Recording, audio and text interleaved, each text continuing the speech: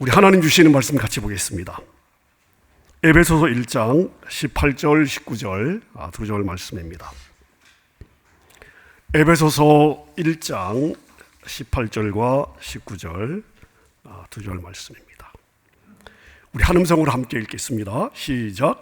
너희 마음의 눈을 밝히사 그의 부르심의 소망이 무엇이며 성도 안에서 그 기업의 영광의 풍성함이 무엇이며 그의 힘의 위력으로 역사하심을 따라 믿는 우리에게 베푸신 능력의 지극히 크심이 어떠한 것을 너희로 알게 하시기를 원하노라. 아멘. 제가 요즘 믿음에 대해서 심각한 고민을 하고 있습니다. 과연 믿음이란 무엇인가?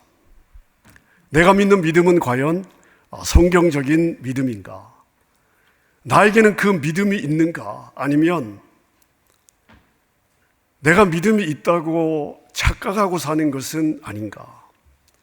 내 삶에는 과연 믿음의 역사가 있는가?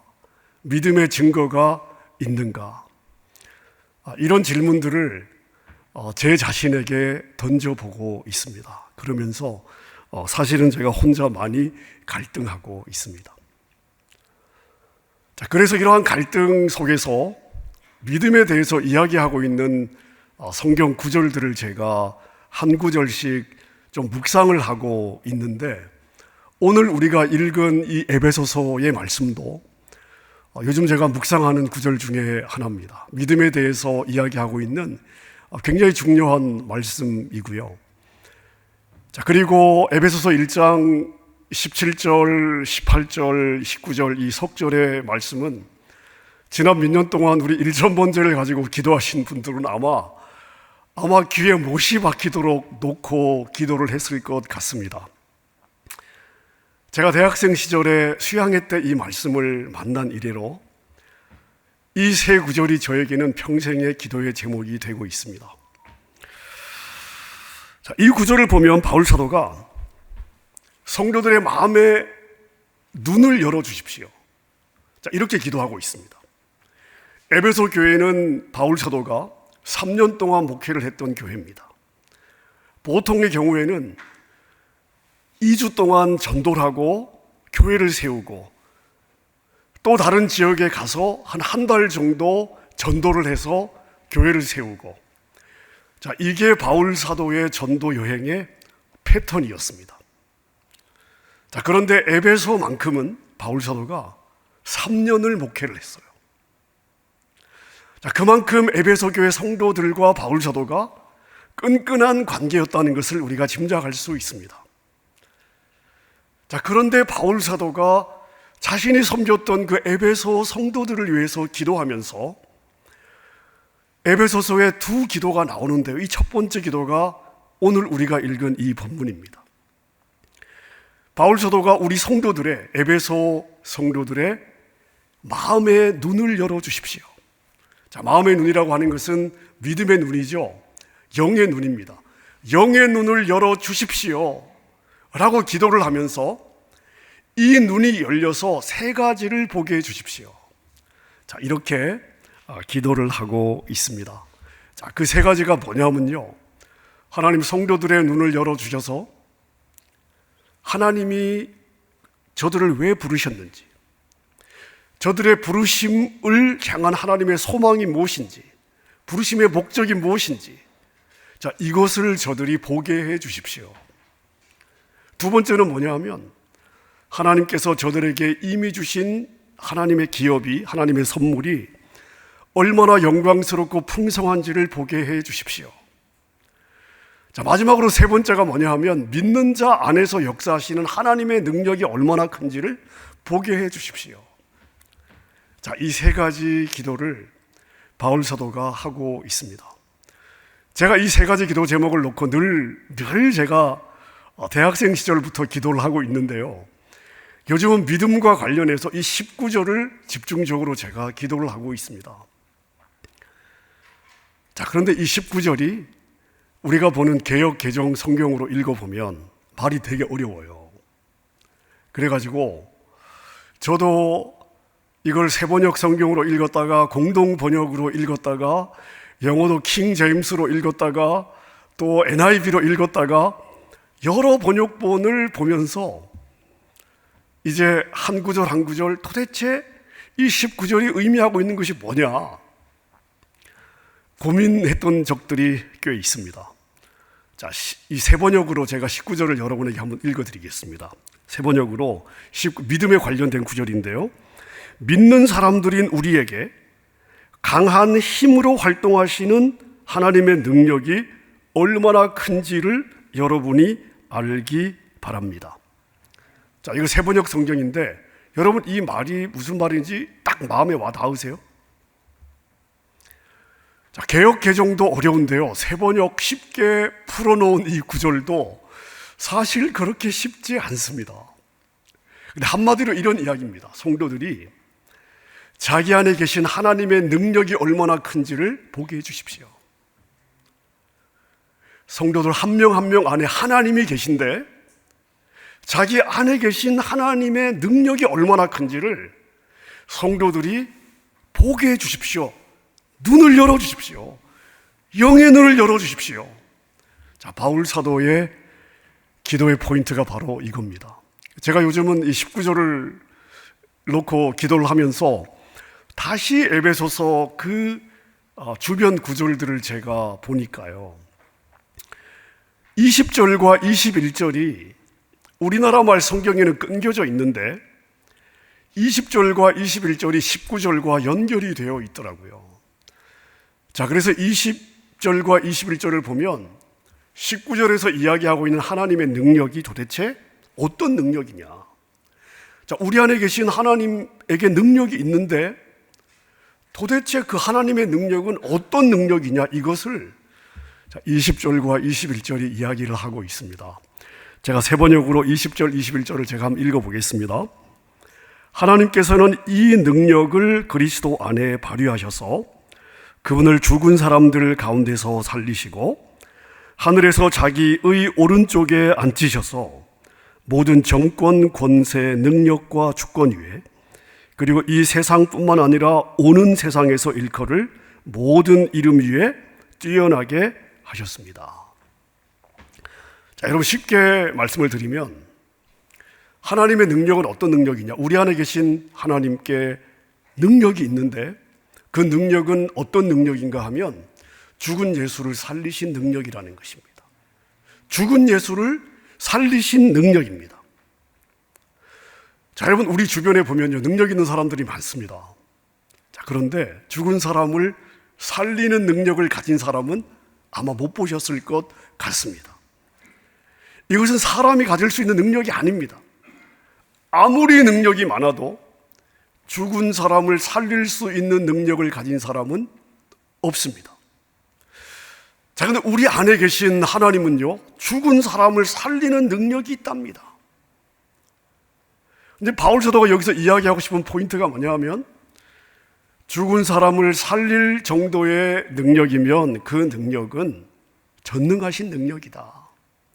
불가능이 없는 능력이다. 이 이야기를 바울 사도가 지금 하고 있는 것입니다. 자, 근데 우리의 문제는 뭐냐면요, 머리로 다 알아요.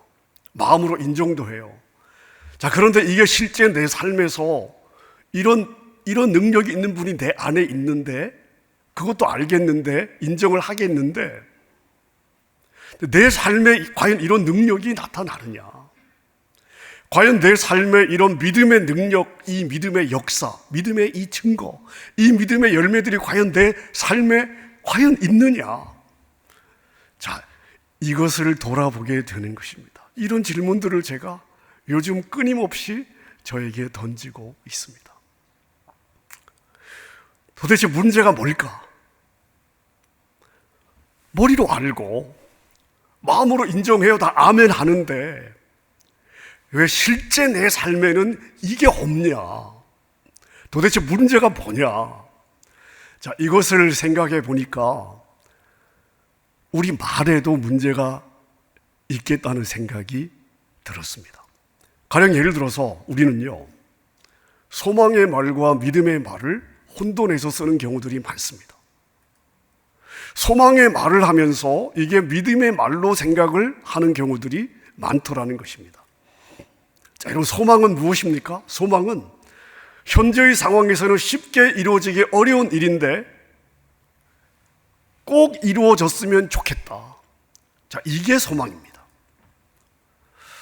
자, 예를 들어서 갚아야 될 빚이 있습니다. 자, 근데 그 빚이 내가 감당할 수 없는 금액입니다. 자, 그래서 이 빚을 갚기 위해서 이번 사업 아이템이 잘 됐으면 좋겠다 라고 생각한다면 이게 바로 소망입니다. 이건 소망입니다. 즉, 이루어졌으면 좋겠다라고 하는 바람은 있지만 그것이 이루어질지는 장담할 수 없습니다. 자, 그래서 이것은 우리에게 소망이 되는 것입니다. 자, 그럼 믿음은 무엇일까요? 믿음은 그 바람을 실제의 영역으로 가져오는 것입니다. 그 소망이 실제화되도록 가져오는 것이 바로 믿음입니다. 자, 그래서 우리가 소망하는 것들이 실제의 영역으로 왔을 때 우리가 이것을 믿음의 역사가 일어났구나 라고 우리가 이야기하게 되는 것입니다. 다시 말씀드리면 내가 기도하는 것이 응답될 것을 바라는 것은 소망이고요. 하지만 그 기도에 대한 응답을 이루어내는 것은 소망이 아니라 믿음이라는 것입니다. 그러니까 응답의 역사는 우리의 소망을 통해서 실제화되는 것이 아니라 우리의 믿음을 통해서 실제화되는 것입니다. 자, 그래서 소망은 항상 미래를 가리키고 있고요. 그리고 믿음은 항상 현재 시제를 사용하는 것을 저희가 볼 수 있습니다. 자, 제가 이렇게 한번 예를 들어 보겠습니다. 육신의 질병에서 치유가 되기를 원합니다. 기도에 대한 응답을 원합니다. 물질의 어려움이 풀리기를 원합니다. 막힌 장애물이 뚫리기를 원합니다. 자, 그런데 언젠가는 응답을 받을 거야 라고 소망하는 것으로는 믿음의 역사가 일어나지 않습니다.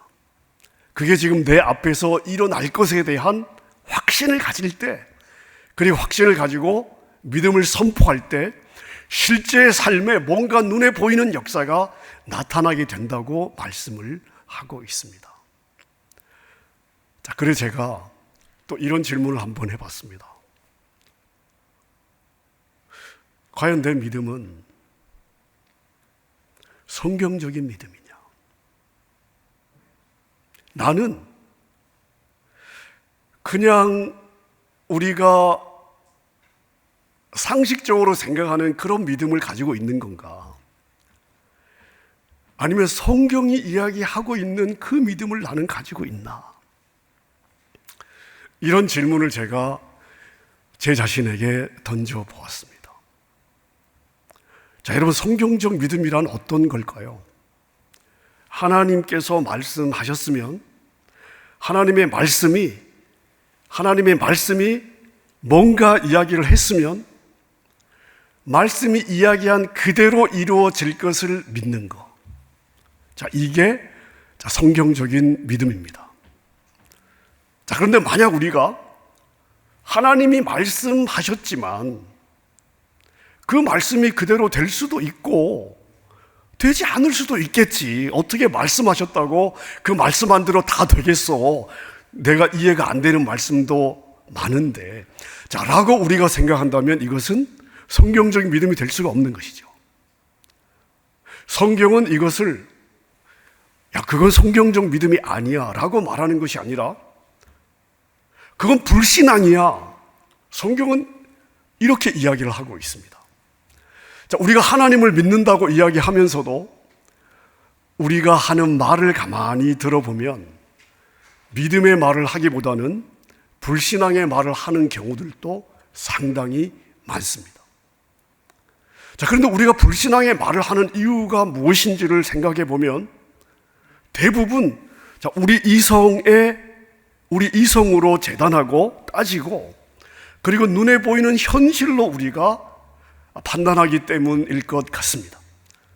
현실을 보니까 어려워 보이는 거예요.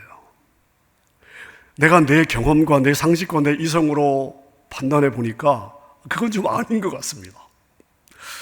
자, 근데 여러분 생각해 보십시오. 현실적으로 내가 보았을 때 어려워 보여서 내가 불신앙의 말을 한다면, 자, 그럼 그 사람에게 하나님은 어떤 분이시겠습니까? 현실보다 작은 하나님이겠죠. 현실을 풀 수 없는 하나님이 될 것입니다. 자, 그럼 한번 생각해 보십시오. 하나님을 믿지 않는데 하나님께서 과연 그 사람의 삶의 믿음의 역사를 이루어 주시길까요? 응답을 받을 수 없도록 말을 하는데 하나님께서 그 사람의 삶에 응답이라고 하는 선물을 과연 주시겠는가? 자, 그러면서도 하나님은 응답하지 않는다고 우리가 불평할 자격이 과연 있겠는가? 자, 이런 생각들을 저희가 하게 되는 것입니다. 자, 예수님은 믿음에 대해서 뭐라고 말씀하고 계실까요? 그게 가장 중요하지 않을까 싶습니다. 예수님은 믿음에 대해서 뭐라고 이야기를 하고 있을까요? 자, 마가복음 11장 24절을 한번 읽어보겠습니다. 우리 한음성으로 한번 같이 읽어보겠습니다. 세번역 성경으로 시작. 그러므로 나는 너희에게 말한다. 너희가 기도하면서 구하는 것은 무엇이든지 이미 그것을 받은 줄로 믿어라.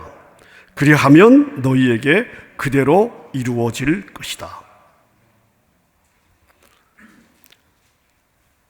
자, 여러분, 예수님의 강조점이 어디에 있는지를 한번 살펴보십시오. 너희가 기도했다면 받게 될 것을 기대해라. 이게 아닙니다. 너희가 기도했다면 이미 받았다고 믿어라. 이렇게 말씀하고 있습니다. 여러분, 이 부분이요, 여러분, 절대 쉽지 않습니다. 이 부분이 진짜 어려운 부분입니다. 우리는 그냥 이 구절을 읽을 때 예수님이 말씀하셨으니까 아멘, 아멘, 아멘 하고 넘어갈 수 있습니다. 그런데 여러분, 이 구절을 묵상하고 또 묵상하고 예수님께서 이야기하고 싶은 포인트가 어디에 있는가, 예수님의 강조점이 어디에 있는가, 우리가 이 말씀을 묵상하고 또 묵상할수록 야, 이거 믿음 진짜 어렵다. 적어도 저는 이 마가복음 11장 24절을 제가 묵상하면 묵상할수록 나에게 과연 이런 믿음이 있을까라고 질문해 보았을 때 솔직히 저는 자신이 없습니다. 솔직한 마음이에요. 과연 내가 이 믿음의 경지를 가지고 있는가라고 제 자신에게 물어봤을 때, 여러분, 제가 솔직히 목사지만 저에게 이런 믿음이 있습니다라고 말할 자신이 없습니다. 이런 믿음을 가지고는 싶습니다. 근데 과연 내가 지금 이 믿음을 가지고 있느냐라고 질문해 보았을 때 제가 나에게 이 믿음이 있다라고 자신 있게 대답할 수가 없었습니다. 정직하게 제 자신에게 질문해 보았을 때. 자, 여러분, 기도는 했지만 현실에서 아무 일도 일어나지 않았습니다. 기도는 했어요. 아무 일도 일어나지 않았습니다. 그런데 이미 그것을 받은 줄로 믿으랍니다. 믿으면, 받은 줄로 믿으면 그때 실제의 삶에 뭔가 일어나게 될 거라는 거예요. 어렵습니다. 이런 생각이 들 수 있습니다. 아무 일도 안 일어났는데 어떻게 이미 일어났다고 생각하라는 말이냐. 이것은 근거 없는 자기 확신이고 이건 자기 최면이다. 여러분, 이런 생각이 들지 않습니까? 이건 자기 확신이야. 이거는 자기 최면이야, 최면. 이렇게 우리가 충분히 생각할 수 있습니다. 자, 그런데 여러분, 이게 제 말이 아니에요. 제 말이 아니고 예수님의 말씀입니다. 믿음에 대해서 이야기하고 있는 예수님의 말씀입니다. 예수님은 이게 믿음이라고 지금 말씀하고 있는 것입니다. 자, 그래서 제가 한번 읽어보겠습니다. 너희가 응답을 받지 못하는 이유가 뭐냐? 모든 것을 너희의 이성으로 보기 때문이다. 눈에 보이는 현실만 진짜라고 생각하기 때문이다. 따라서 너희가 이성을 따라가고 눈에 보이는 현실로 판단한다면 너희의 삶에 아무런 역사가 일어나지 않는다. 자, 그렇다면 오늘 이 마가복음 11장 24절에 예수님의 말씀의 순서를 여러분이 한번 생각해 보십시오. 자, 내가 소망하는 것이 있습니다. 소망을 붙잡고 기도했으면 아무 일이 일어나지 않았어도 그것이 이루어졌다고 믿는 것입니다. 현실에서는 아직 아무것도 이루어지지 않았지만 이미 이루어졌다고 믿는 것입니다. 그럼 비로소 눈앞에 이루어질 것입니다. 자, 이게 예수님 말씀이에요. 여러분, 일어나야 믿는 것은 믿음이 아니죠. 이미 일어났는데 믿음이 필요할 이유가 없습니다. 일어나기 전에 이미 일어났다고 생각해야 이게 진짜 믿음입니다. 여러분, 믿음이 쉽지 않습니다. 자, 소망과 믿음을 다시 한번 비교해 보십시오. 가령 여러분이 지금 아파서요, 육신의 질병이 있어가지고 치유를 놓고 기도하고 있습니다. 여러분이 육체의 질병으로 고통이 심하면 심할수록, 자, 여러분은 미래의 치유를 받고 싶을까요? 아니면 지금 당장 치유를 받고 싶을까요? 아마 누구든지 당장 치유를 받고 싶을 것입니다. 자, 근데 많은 경우에 우리의 믿음은요, 이게 일어날 가능성이 있다고 믿지만 지금 나에게 이것이 일어날 것에 대한 확신이 약한 경우가 많습니다. 이게 저와 여러분이 가진 믿음의 한계가 아닌가 싶습니다. 너희가 기도했으면 이미 응답이 되었다고 믿어라. 그리하면 이루어질 것이다. 자, 이게 예수님이 말씀하시는 믿음이고 성경적인 믿음입니다. 여러분, 이 믿음이 저와 여러분에게 있기를 소원합니다. 자, 베드로전서 2장 24절도 바로 이 부분을 말하고 있는데, 자, 제가 한번 읽어보겠습니다. 그는 우리 죄를 자기의 몸에 몸소 지시고서 나무에 달리셨습니다. 그것은 우리가 죄에는 죽고 의에는 살게 하시려는 것이었습니다. 자, 그 다음이 중요해요. 그가 매를 맞아 상함으로 여러분이 나음을 입었습니다. 자, 여러분, 이 말이 어떤 말일지 곰곰이 생각해 보십시오. 그는 누구죠? 예수님이죠. 예수님이 매를 맞으셨어요. 자, 예수님이 매를 맞은 것은 언제 일어난 일입니까? 2000년 전에 일어난 일이에요. 근데 예수님이 매를 맞아, 자, 몸이 상하셨어요. 근데 그 결과 어떤 일이 일어났냐 하면 과거형이죠. 여러분이 나음을 얻었습니다. 자, 여러분, 그래서 성경을 읽을 때 우리가 주의해서 한번 읽을 필요가 있습니다. 예수님이 매를 맞아 상하심으로 여러분이 낫게 될 것입니다 라고 말했다면 이것은 미래의 일이고 소망이 될 것 같습니다. 자, 근데 이 구절은 뭐라고 이야기를 하고 있냐 하면 예수님의 몸이 상하심으로 여러분은 나음을 얻었습니다. 자, 이 얻었습니다의 시제는 무엇입니까? 과거형이죠. 과거 시제를 사용하고 있습니다. 다시 말하면 이미 치유가 일어났다고 말씀을 하고 있습니다. 자, 예수님께서 채찍에 맞아 몸이 상하셨을 때 우리 육신의 질병도 다 짊어지셨다. 이것을 믿음으로 선포하고 믿으면 나음을 입을 것이다. 여러분, 성경이 이렇게 이야기를 하고 있습니다. 이게 믿음이래요. 그래야 믿음의 역사가 우리의 삶에서 일어날 것에 대해서 이야기를 하고 있습니다. 자, 여러분의 믿음은 어떠십니까? 이것이 여러분에게 아멘이 될 수 있기를 바랍니다. 말씀을 정리하겠습니다. 여러분, 제가 요즘 믿음에 대해서 많은 생각을 하고 있습니다. 나는 무엇을 믿고 있는가? 내 믿음은 과연 성경적인 믿음인가? 나는 과연 성도들 앞에서 믿음에 대해서 말할 자격이 있나? 내 삶에는 성경적 믿음의 증거와 열매가 있는가? 심각하게 고민하고 있습니다. 자, 여러분은 어떠십니까? 여러분은 무엇을 믿으십니까? 여러분의 믿음은 살아있는 믿음입니까? 아니면 믿음이 있다고 착각하고 살고 있으십니까? 도대체 믿음이라는 것이 여러분에게 무엇입니까? 어떤 의미를 가지고 있습니까? 여러분의 믿음은 현실과 이성을 초월하고 있습니까? 아니면 여러분의 이성과 현실의 벽을 넘지 못하고 모든 것을 여러분의 이성과 눈에 보이는 현실로 판단하고 있습니까? 오늘 본문의 말씀을 통해 저희가 하나만 결론을 내렸으면 좋겠습니다. 여러분 안에는 죽은 자를 살리신 하나님이 계십니다. 그 하나님은 여러분 안에 있습니다. 여러분이 믿으면 죽은 자가 살아나는 역사도 일어날 수 있다고 말씀을 하십니다. 에베소서 1장 19절의 말씀은 너희들이 믿는 대로 하나님이 역사하시는 능력이 얼마나 큰지를 너희가 알기를 원하노라, 이렇게 우리에게 이야기를 하고 있습니다. 여러분, 이것이 오늘 저와 여러분들의 동일한 기도의 제목이 되었으면 좋겠습니다. 하나님, 내가 믿는 대로 하나님이 얼마만큼 역사하는지를 제가 눈이 열려 보고 싶습니다.